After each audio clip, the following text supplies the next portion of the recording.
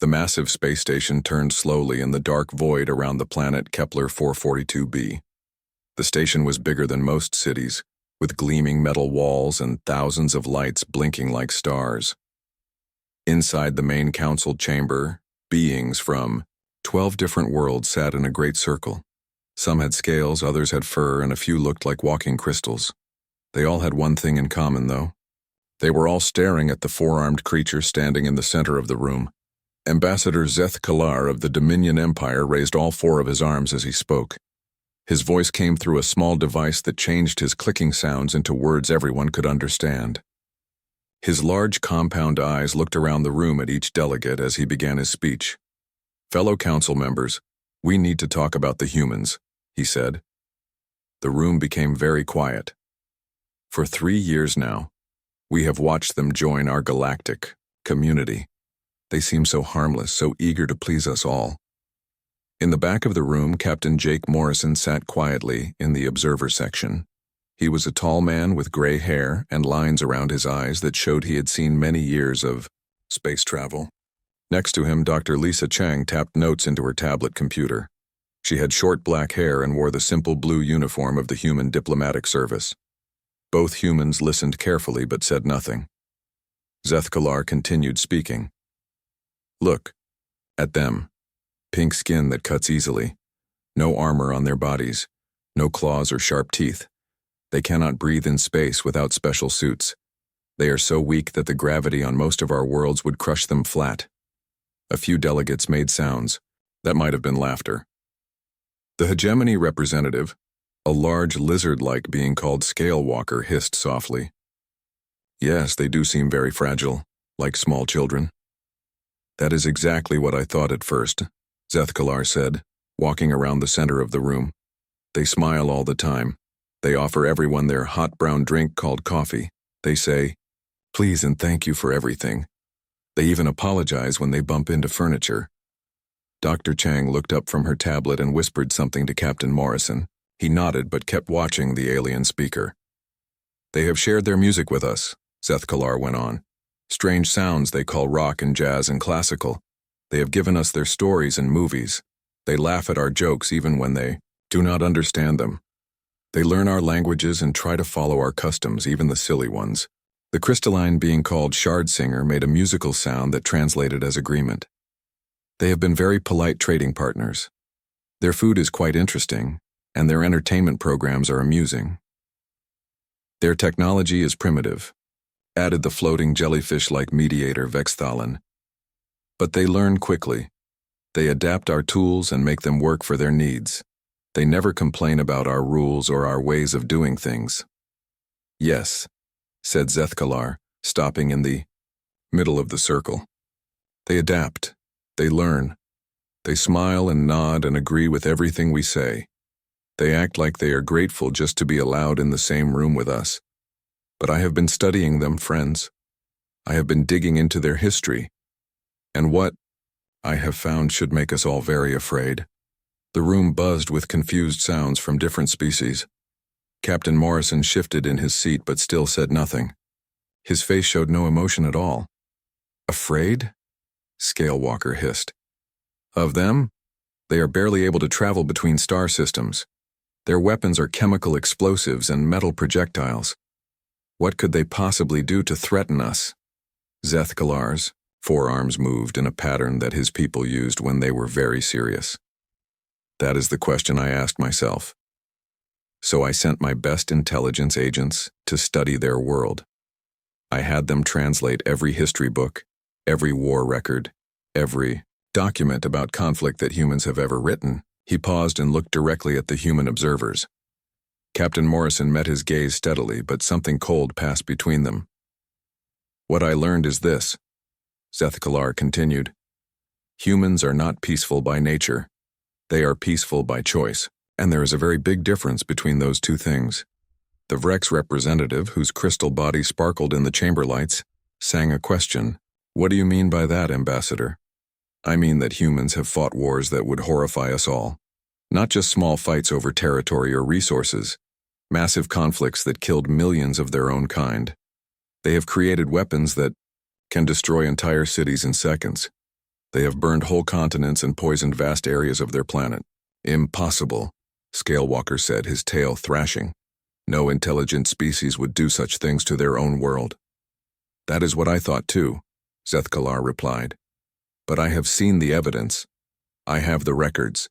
Humans have fought wars that lasted for years and killed more beings than live on some of our entire planets. Dr. Chang put down her tablet and leaned forward slightly. Her voice was quiet but clear. Ambassador, you are taking those events out of their proper context. Those wars were fought against enemies who committed terrible crimes. Zethkalar turned to face her. Ah, Dr. Chang, thank you for speaking up. You prove my point perfectly. You see, fellow delegates, humans do not fight for conquest. They do not fight for glory or honor like some species do. They fight for what they believe is right. And when humans decide that something is wrong, truly wrong, they do not stop until they have fixed it. That sounds admirable, said Shardsinger, her crystal form ringing like bells. Does it? Zethkalar asked.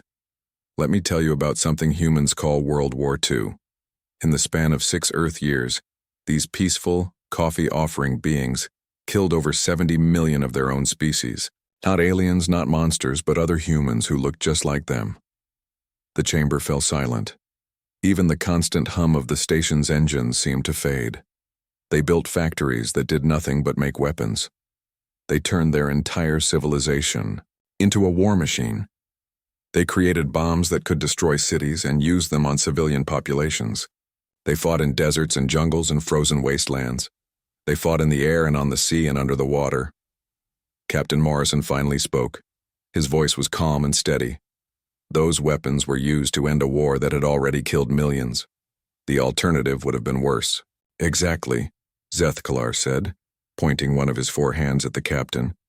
Do you all hear that? The alternative would have been worse. That is how humans think. They always consider the alternative. And when they decide that the alternative is unacceptable, they do whatever it takes to prevent it. He began walking around the circle again, his compound eyes reflecting the blue lights of the chamber. But here is what truly frightens me. After that terrible war ended, what did the humans do? Did they conquer their enemies? Did they enslave them? Did they demand tribute? The delegates waited for the answer. No, Zethkalar said softly. They helped rebuild the cities they had destroyed. They shared their food with people who had been trying to kill them.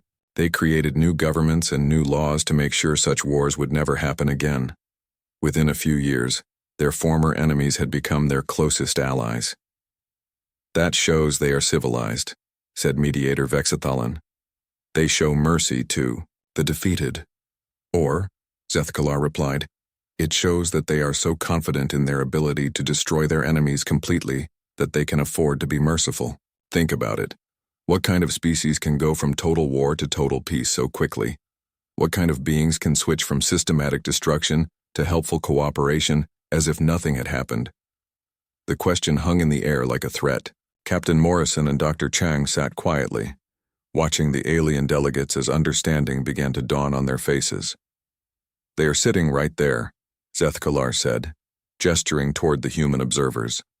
Smiling, polite, helpful humans, but never forget that those same hands that offer you coffee could build weapons that would end your civilization, and they would do it with the same pleasant efficiency they use for everything else. Zethkalar moved to the center of the council chamber and raised one of his 4 arms. The lights in the room dimmed automatically, and a massive holographic display appeared above his head. The blue glow lit up the faces of all the alien delegates as they leaned forward to see better.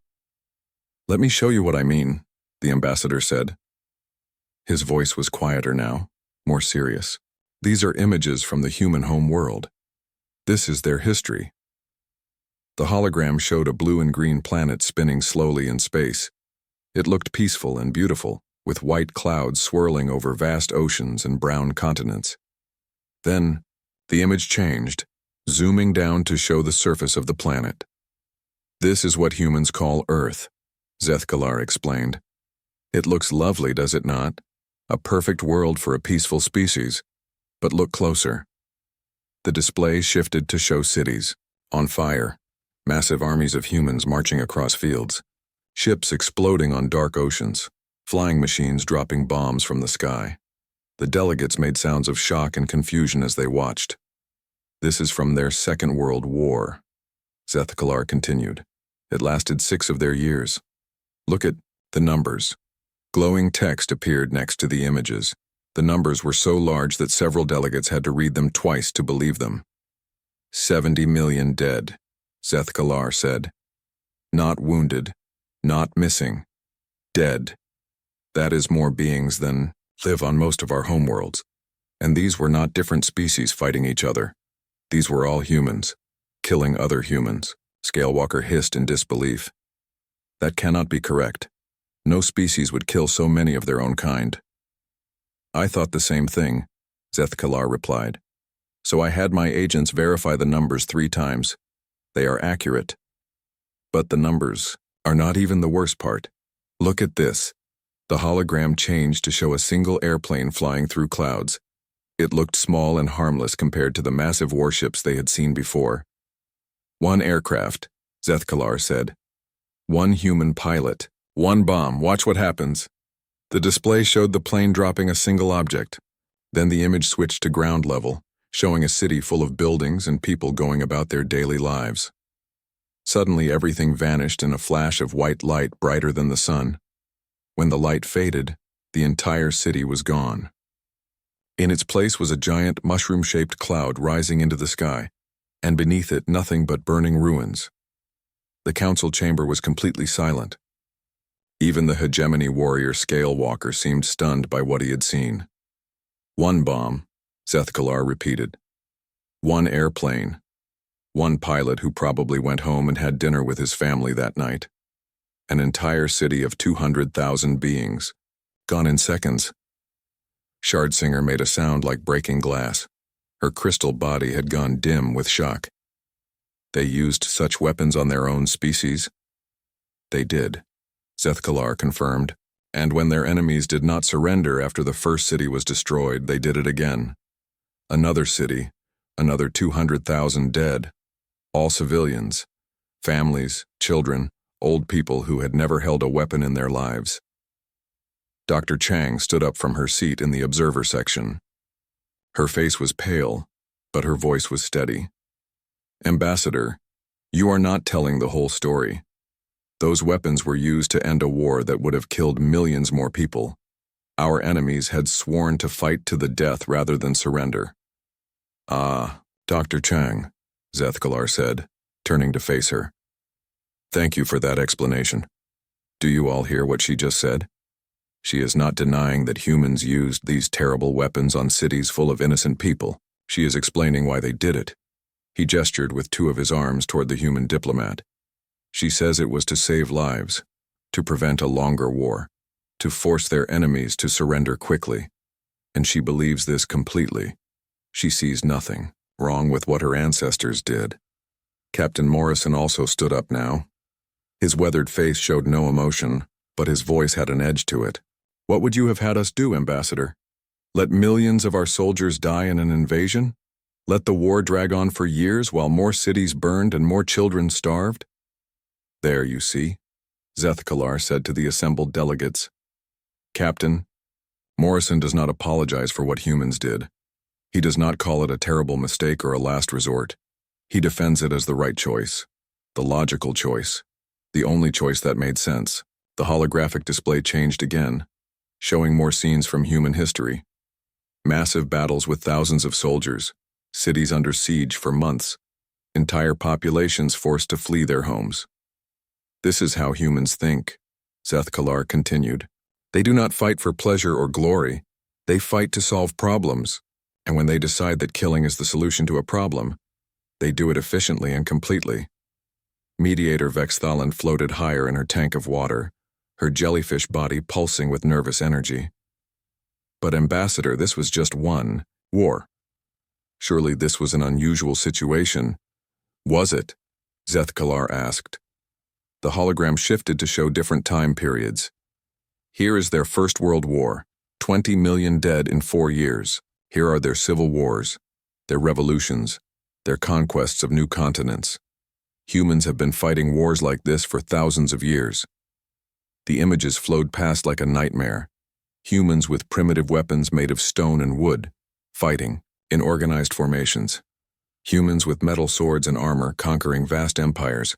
Humans with gunpowder weapons, destroying castle walls and city gates. Humans with industrial weapons killing each other by the millions. Look at the pattern, Zethkalar said. Each time their weapons become more powerful, their wars become more deadly, but also more decisive. They do not fight long wars of attrition anymore. They fight short, brutal conflicts that end quickly and completely. Scalewalker studied the images with a warrior's eye. Their tactics are efficient. They do not waste time on honor or tradition. They simply destroy whatever stands in their way. Exactly, Zethkalar agreed. And that is what makes them so dangerous. Most species fight for status, for territory, for resources they can use. Humans fight for ideas, for concepts like freedom and justice and democracy. You cannot negotiate with an idea. You cannot compromise with a principle. The hologram showed more recent human conflicts. Smaller wars, but still deadly. Humans using incredibly advanced weapons to destroy their enemies with surgical precision. Look at their modern warfare, Zethkalar continued. They can kill a single person from the other side of the planet without harming anyone standing next to him. They can destroy a building and leave the one next to it untouched. They can disable an entire army without firing a shot, just by disrupting their communications and supply lines. Dr. Chang spoke again, her voice growing stronger. We have rules now, laws of war. We try to protect civilians and minimize casualties. Yes, Zethkalar said, his compound eyes focusing on her. You have rules. Very strict rules about how you fight wars. Rules about not harming innocents, not using certain weapons, not targeting civilian areas. These rules limit how you fight. He paused and looked around the chamber at all the delegates. But here is what truly frightens me, he continued. Those rules only apply when humans are fighting normal wars. Wars for territory or resources or political advantage. But when humans believe their survival as a species is threatened, when they think their fundamental values are under attack, those rules disappear. The hologram changed one more time, showing documents written in human languages, lists of military, strategies and contingency plans. These are classified human military documents that my agents obtained, Zethkalar explained. They call them doomsday scenarios, plans for what humans will do if they face what they term an existential threat. Captain, Morrison's face went very pale. Those documents are classified. How did you get them? That is not important, Zethkalar replied. What matters is what they contain. Strategies for total warfare. Not conquest, not occupation, but complete elimination of threats to human civilization. The alien delegates stared at the documents, floating in the hologram, unable to read the human writing but sensing the danger in them. When humans fight for their survival, Zethkalar said quietly, they do not fight to win. They fight to ensure that their enemies can never threaten them again. Ever. The chamber fell silent once more as the full meaning of his words sank in. Outside the great windows of the space station, the stars shone peacefully in the void, and, somewhere among them, billions of humans were going about their daily lives, drinking coffee and sharing stories and being pleasant to their alien neighbors. But now the delegates understood that beneath that peaceful surface lay something far more dangerous than any of them had imagined. 2 hours after the council session ended, Zethkalar walked through the quiet corridors of the space station. The meeting had shaken everyone, and most delegates had returned to their quarters to think about what they had seen. But one being had asked to speak with him privately. Elder Korthak of the warrior caste Hegemony was waiting in a small meeting room near the diplomatic quarters. The massive reptilian warrior stood 7 feet tall, his scaled hide covered with ritual scars that told the story of countless battles. His yellow eyes watched Zethkalar enter, and his tail swept slowly across the floor behind him. Ambassador, Korthak said, his voice like grinding stone. Your presentation was very interesting, but I think you are worried about nothing. Zethkalar closed the door behind him and activated the privacy shield. Now their conversation could not be heard by anyone outside the room. He walked to the small table in the center and sat down, his forearms folding in front of him. Elder Korthak, I respect your opinion. Your people have been warriors for 10,000 years. You understand combat better than most species in the galaxy. That is correct, Korthak said, settling his large frame into a chair that creaked under his weight. My people have fought wars since before these humans even discovered fire. We know what real warriors look like. The hegemony warrior leaned forward, his claws tapping on the metal table. I have studied the humans too, Ambassador. They are soft. They cry when their companions die. They hesitate before killing. They show mercy to defeated enemies. These are not the traits of true warriors. Zethkalar looked at the scarred reptilian carefully. That is exactly what makes them so dangerous, Elder. You fight for honor, for the glory of battle, for the respect of your clan. You follow ancient traditions and codes of conduct that have been passed down for generations. As all proper warriors should, Korthak rumbled. But humans do not fight for honor, Zethkalar continued. They fight for survival. And when a species fights for survival, they become something completely different. Korthak's tail lashed in dismissal. Survival instincts make warriors sloppy and desperate. Panic makes them weak. A true warrior fights with discipline and control. Let me show you something, Zethkalar said, activating a small holographic projector on the table. The device displayed a series of military documents and battle plans. These are human military strategies that my intelligence division obtained 3 months ago. Korthak leaned closer to examine the floating text and diagrams. His warrior's mind began analyzing the tactical information automatically. These are their rules of engagement, Zethkalar explained. Guidelines that human soldiers must follow in normal conflicts. Look at how restrictive they are. The documents showed long lists of limitations. Human soldiers could not attack civilian areas. They could not use certain types of weapons. They had to give warnings before attacking. They had to provide medical care to wounded enemies. They had to protect cultural sites and religious buildings. Weak, Korthak grunted. How can warriors fight effectively with so many restrictions? That is what I thought at first, Zethkalar agreed. But then I realized something. These rules exist because humans know what they become when the rules are removed. He changed the display to show different documents. These were labeled with words like Total War Doctrine and Existential Threat Response Protocols. These are their contingency plans, Zethkalar said quietly. Instructions for what humans will do if they believe their species or their core values are in mortal danger. Korthak studied the new documents, his yellow eyes moving across the alien text as his translator processed the information. Slowly, his expression began to change. These strategies, he said, his voice growing uncertain. They are not about defeating enemies. They are about eliminating them completely. Now you begin to understand, Zethkalar said. When humans fight normal wars, they follow strict rules to minimize casualties and protect innocents. But when they fight for survival, those rules disappear, and what remains is something that should frighten every species in the galaxy. Hologram showed detailed battle plans and resource allocation charts. Humans had calculated exactly how to destroy entire civilizations if necessary.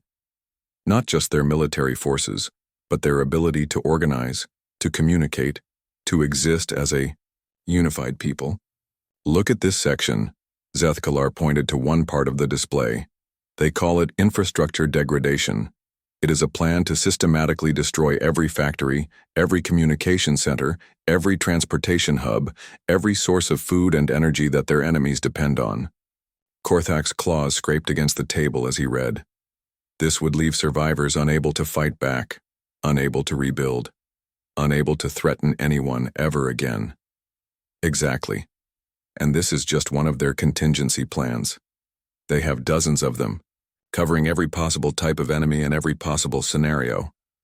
The warrior leaned back in his chair, his massive frame tense with new understanding.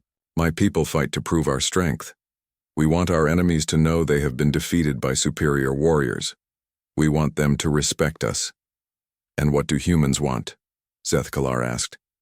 They want their enemies to cease existing as a threat, Korthak said slowly. Not just defeated, not just conquered, eliminated as a problem that could ever threaten them again. You are learning, Zethkalar said. But there is more. Show me, Elder Korthak, what happens when your people win a great battle? Korthak straightened with pride. We celebrate. We sing songs of victory. We honor our fallen warriors. We take trophies from the battlefield. The defeated enemies become our servants or slaves, and they learn to respect our power. And when humans win? The warrior was quiet for a long moment, thinking about the historical records he had seen. They go home. They return to their normal lives. They act as if the war never happened. Precisely. They do not celebrate their victories because they do not see them as victories. They see them as problems solved. When humans destroy their enemies, it is not an achievement to be proud of.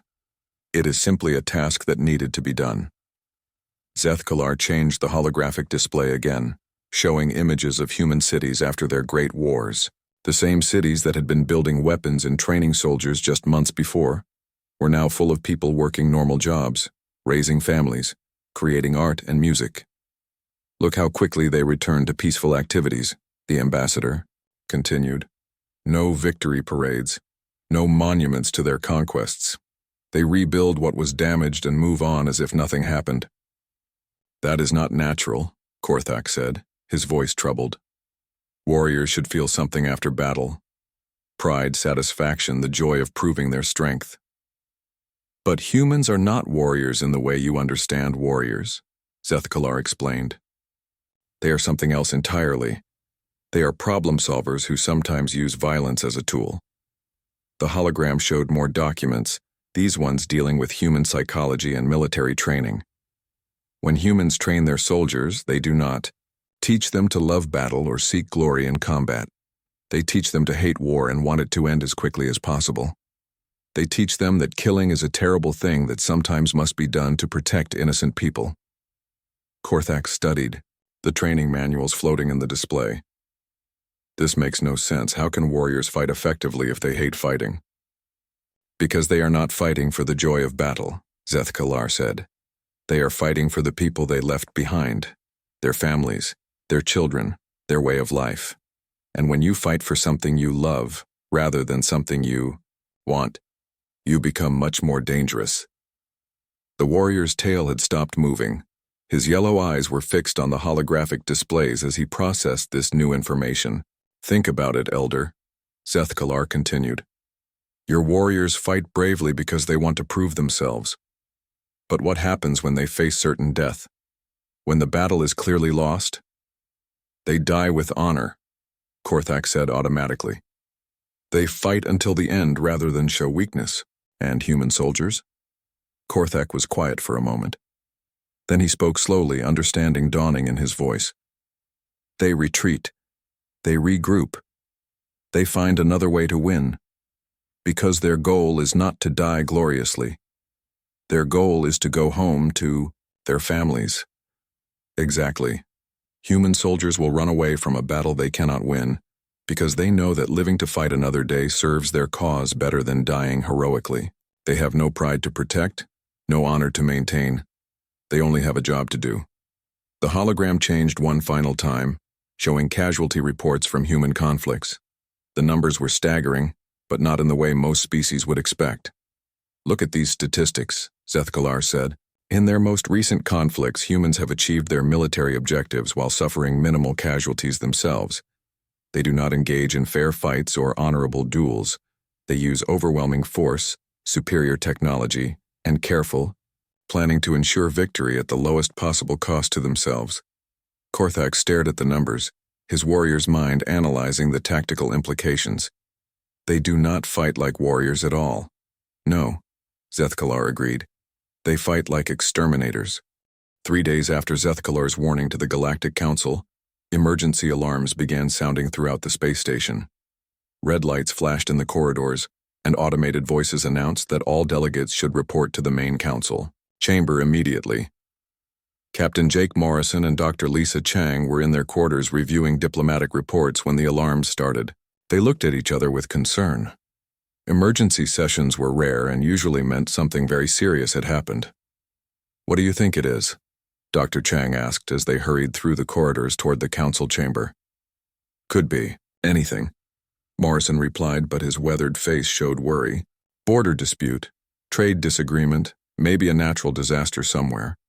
When they reached the chamber, they found it buzzing with activity. Delegates from all 12 species were talking loudly in their various languages. The translation devices were working overtime, filling the air with a mixture of clicks, hisses, musical tones, and electronic sounds. Mediator Vex Thalan floated at the center of the room in her water tank, her jellyfish body pulsing with agitation. She raised one of her tentacles for silence, and the chamber gradually grew quiet. "Fellow delegates," she began, her translated voice echoing through the room. "We have received reports of a serious incident in the Outer Rim systems.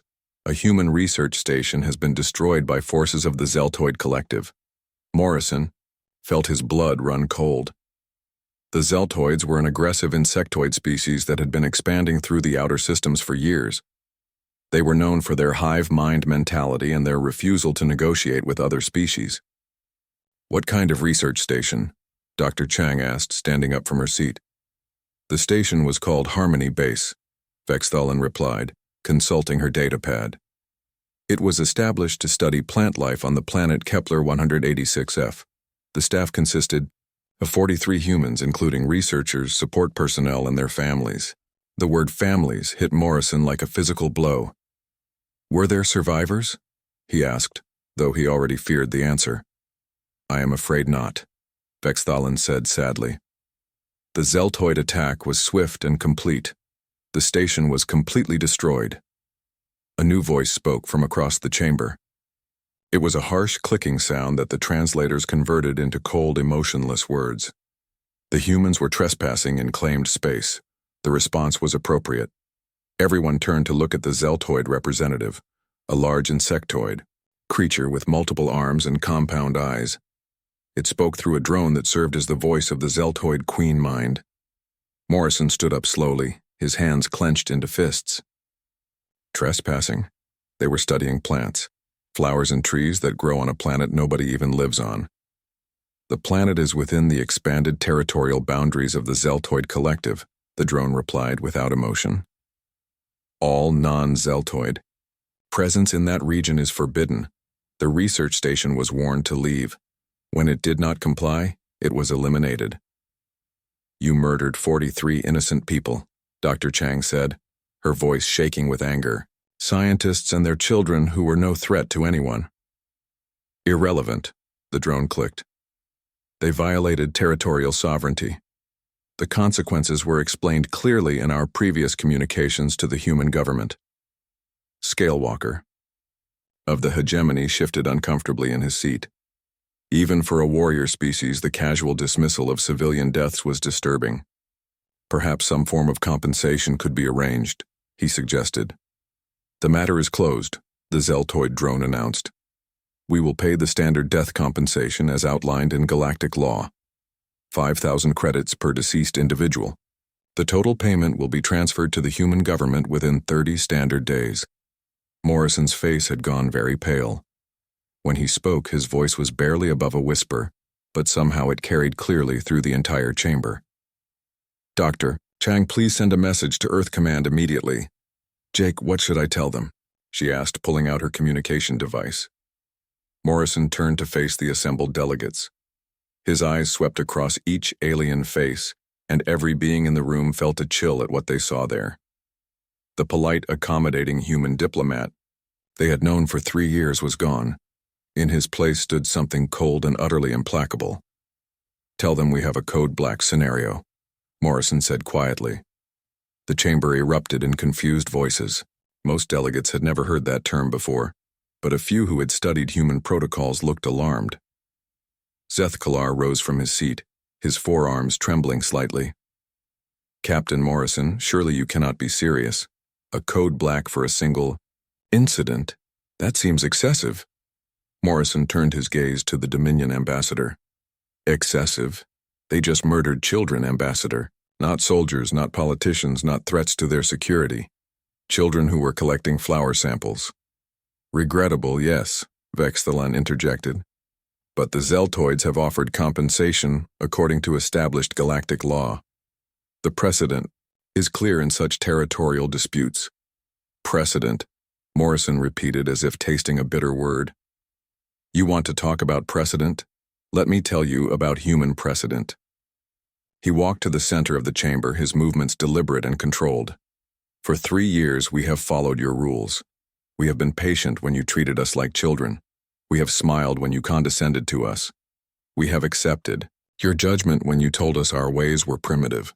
Dr. Chang was speaking rapidly into her communication device, sending the code black message to Earth. Several delegates noticed that her hands were shaking as she typed. We did all of this, Morrison continued, because we wanted to be good, galactic citizens.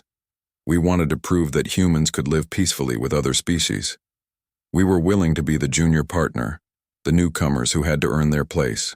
The Zeltoid drone clicked impatiently. This emotional display serves no purpose. The matter is resolved according to galactic law. Morrison stopped walking and faced the insectoid representative directly. You know what your mistake was? You thought our restraint was weakness. You thought our politeness meant we were soft. You thought wrong. Captain, please reconsider, Shardsinger pleaded, her crystal form dim with worry. Surely we can find a diplomatic solution to this tragedy. There is no diplomatic solution, Morrison said, his voice growing harder with each word. You killed our children. Not in war, not in self-defense, not to protect your own people. You killed them because you could, because you thought we were too weak to do anything about it. He paused and looked around the chamber at each delegate in turn. You want to know about humans? Here is what you need to understand. We spent 3 years trying to fit into your galactic community. We followed your rules, respected your customs, tried to earn your acceptance. Dr. Chang finished her transmission and looked up at Morrison with fear in her eyes. The message is sent, she said quietly. Good, Morrison replied. Then he addressed the chamber again.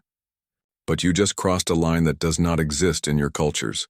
You attacked our families, you murdered our children, and now you offer us money, as if that makes it acceptable. The Zeltoid drone remained unmoved. The compensation is generous according to galactic standards. The human government will find the term satisfactory. Morrison laughed, but there was no humor in the sound. You still do not understand. You think this is about money, or territory, or politics. It is not. This is about something much more fundamental. He walked closer to the Zeltoid representative, and the drone actually took a step backward. You see, we have a saying on Earth, Morrison continued, do not wake a sleeping giant. For the past 3 years you have been dealing with sleeping humans. Peaceful humans. Humans who wanted to get along with everyone and cause no trouble. His voice dropped to barely a whisper, but every being in the chamber hung on his words. But you just woke us up, and when humans wake up angry, when we decide that something needs to be removed from the galaxy, we do not negotiate. We do not compromise. We do not show mercy. Are you threatening the Zeltoid collective? The drone asked, but for the first time. There was uncertainty in its translated voice. Morrison smiled, and the expression was more frightening than any threat could have been. No threats, just a promise. The Zeltoid collective will never harm another human child. Ever. This is madness, Vexthalan protested. You cannot make war over a single incident. We are not making war, Morrison said calmly. War implies that both sides have a chance to win. The chamber fell silent as the full meaning of his words sank in. Outside the great windows of the space station, the human ship Aurora floated peacefully among the diplomatic vessels, its crew probably preparing for another day of friendly cooperation and cultural exchange. But now, every delegate understood that everything had changed. The age of sleeping humans was over. 6 months later, Ambassador Zethkalar stood once again in the main council chamber of the Galactic Station. But this time, the room looked very different. Half of the delegate seats were empty. Several species had recalled their ambassadors and fled to their home systems. Those who remained sat in nervous silence, their various forms hunched with fear and uncertainty. The holographic displays that filled the chamber showed star maps marked with red zones. These were the territories that had once belonged to the Zeltoid Collective. Now they were marked as empty space, no longer claimed by any government or civilization. Fellow delegates, Zethkalar began, his forearms shaking slightly as he addressed the sparse gathering. I have called this emergency session to report on the final resolution of what humans called the Zeltoid crisis. Mediator Vex Thalan floated in her tank, her jellyfish body pale and listless. Please proceed, Ambassador. We need to understand what has happened. Zethkalar activated the main display, which showed a timeline covering the past 6 months. The data was marked in red, indicating military actions and casualty reports. On day 1, after Captain Morrison declared his Code Black scenario, human warships began arriving in the Outer Rim systems. Not just a few ships, but entire fleets that seemed to appear from nowhere. Elder Korthak, one of the few remaining delegates, leaned forward in his seat. How many ships? Over 3,000 vessels of various classes, Zethkalar replied, including types that we had never seen before. It appears that humans had been building a secret military fleet for years, hidden in the dark spaces between star systems. The holographic display showed images of human warships. They were sleek and deadly looking, nothing like the peaceful trading vessels that had visited the galactic community for 3 years. Where did these ships come from? Asked Shardsinger, her crystal form dim with worry. How did they build so many without us knowing? According to our intelligence reports, humans have been preparing for this possibility since they first made contact with us, Zethkalar explained. While their diplomats were learning our customs and following our rules, their military was studying our weaknesses and building weapons specifically designed to fight galactic species. The display changed to show detailed technical specifications of human weapons. Energy beams that could cut through the toughest alien armor. Missiles that could track targets across star systems. Electronic warfare systems that could disrupt alien communication networks. But this is just the beginning, Zethkalar continued. The humans did not simply attack Zeltoid military installations. They studied their enemy first, learned how the hive mind worked, and then designed a strategy to destroy it completely. Elder Korthak's tail thrashed with nervous energy. What do you mean, destroy it completely? I mean exactly that, Zethkalar said grimly. The humans did not try to conquer Zeltoid territory or capture their resources. They set out to eliminate the Zeltoid Collective as a functioning civilization, and they succeeded. The holographic display showed the progression of the human campaign. It had started with surgical strikes on Zeltoid communication hubs, severing the connections between different parts of the hive mind. Then came attacks on the industrial centers that produced their weapons and ships. The humans studied Zeltoid biology extensively, Zethkalar continued.